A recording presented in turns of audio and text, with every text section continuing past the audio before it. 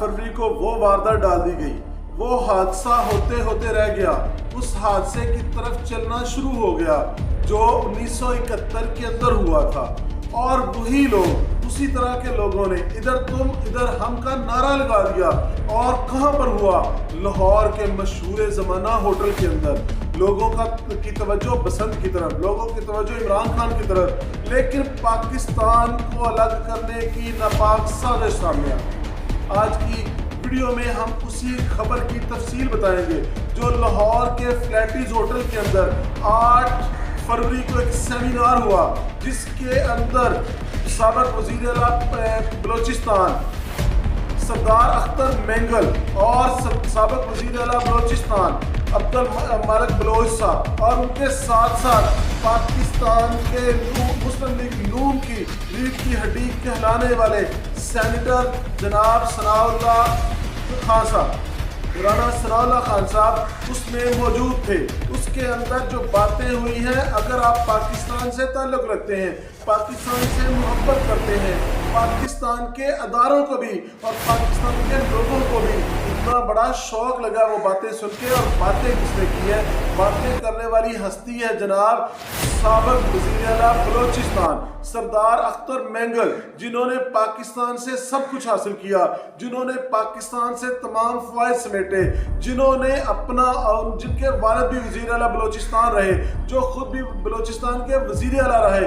उन्होंने इतनी ख़तरनाक बात कर दी, उन्होंने इतनी गलत बात कर दी, उन्होंने इतनी बड़ी बात कर दी कि आप बतौर पाकिस्तानी सुन के शिश्तर रह जाएंगे, हैरान रह जाएंगे, गम और गुस्सा आपसे भी कंट्रोल नहीं हो सकेगा।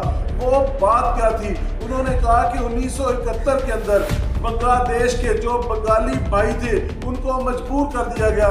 1948 के अंदर जो खान ऑफ कलार ने बलोचिस्तान का इल्हाक पाकिस्तान से करवाया था, उन्होंने तो इस चक्कर में करवाया था कि हमें फ़ायदा होगा, लेकिन वो कहते हैं आज 80 साल गुजरने के बावजूद तो हमें बलोचों को हक से महरूम रखा गया, हमारे लोगों को मिसिंग पर्सन के तौर पर इस्तेमाल किया गया, हमारे लोगों को गायब किया जा रहा है, हमें आज़ादी नहीं दी जा रही, आज़ादी से हुकूमत पूरी नहीं करने दी जा रही, जो हमारा हक था वो नहीं। और उन्होंने वो ज़माने वो अल्फाज सीधे लफ्ज़ों में बोल दे जो 1971 के अंदर मुबैना तौर पर कहे गए थे, जो भुट्टो साहब से मंसूब है। हालांकि भुट्टो साहब और अब्बास अख्तर साहब, जिनके रोज़नामा आवाज़ के अंदर ये उस वक़्त के अखबार के अंदर रोज़नामा आज़ाद के अंदर उस वक़्त ये अखबार लिखे गए थे, वो बाद में सारी ज़िंदगी इसको जस्टिफाई करते रहे, वो बताते रहे कि ये भुट्टो साहब के नहीं थे, इसका मतलब ये नहीं था।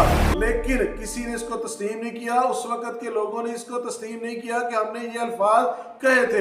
लेकिन सरदार अख्तर मेंगल ने अपनी तकरीर के अंदर हुकूमत के सबसे अहम वज़ीर को सामने बिठाकर और नून लीग की रीढ़ की हड्डी कहलाने वाले सेनेटर को सामने बिठाकर राना सनाउल्लाह साहब को और अवाम के अंदर सरेआम अपने मुंह से अल्फाज निकाले हैं कि हमें ये फैसला करने दे दिया जाए कि उधर तुम इधर हम, कि हमें बलोचिस्तान को कितनी बड़ी बात है। मैं अपनी ज़ुबान पर लाने से 100 मरतबा पहले सोच रहा हूँ कि ऐसे अल्फाज कहने चाहिए।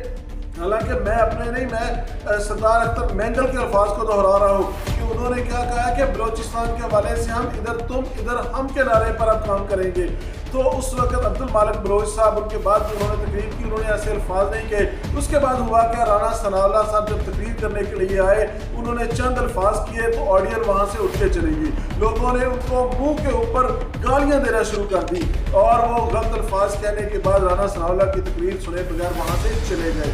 लेकिन मेरा सवाल ये है कि वो एक ऐसा शख्स जिसका बाप भी, जो खुद भी वज़ीर आला बलोचिस्तान के झूले झूल चुका हो, वो सीटों को इंजॉय कर चुका हो, इस वक्त भी एक बड़ी पार्टी का सरबराह जो बेशक सूबाई पार्टी है वो हो, क्या उसको ये अल्फाज कहने ज़ेब देते थे कि इधर तुम इधर हम? और अभी इदारों को, अभी लोगों को इस बात पर जोश देना होगा और उनको इस बात का सबक सिखाना होगा और उनसे इस बात की वज़ाहत तलब करनी होगी कि इतने सख्त अल्फाज पाकिस्तान के बारे में वो कहने वाले कौन हैं। कमेंट सेक्शन में बताइएगा कि क्या आप इस बात से मुत्तफिक हैं कि वज़ीर आला बलोचिस्तान साहब का जो है उनका एहसाब होना चाहिए।